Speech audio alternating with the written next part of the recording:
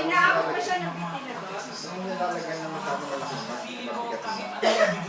Hindi nga, pero magulang ko okay lang. Mas safe yun. Mas malapad, mas maganda. Siyempre, Mas malapad, mas maganda kapit. mas matupad yung malapad siyempre. Kaya lang, Paano yung sexy? Umibigat nga, kaya ang gulong lumalaki.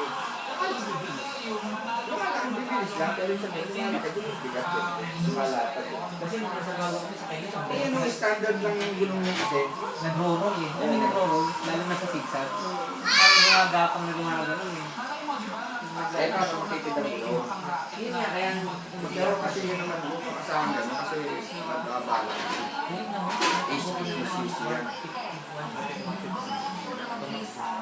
Huwag mong ginagano ng takbo palagi para ma-play ang makina mo. Bakit nakasira ng makina? Hindi, siya pinapupwersa. Yung takbo lang niya na tama. Isa gasolina, ano kinakagano sa'yo? Ano mga, Ang lady. hindi yung octane na init ba? Mas matataas ang octane. Hello. Eh, sabi nila maganda. Eh, Parang hindi naman nakaramdaman. ano ba yan? Fuel injected ba yan? Fuel injected? Fuel injected ba yan? Kasi tanongin mo sa ano, kasi yung iba kasi gusto nila yung matataasan. Pag high compression doon, sabi high compression na.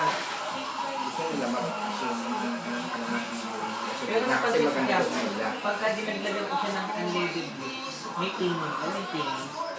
Yung may katok, yung tik-tik. Yung hindi tata yung sunog, di ba yung sinusunog yung gano'n, dapat Ayun nga, siya yun nga gano'n. pagkakaiba nila sa ano. Yun nga kasi pagkakaiba nila sa para kay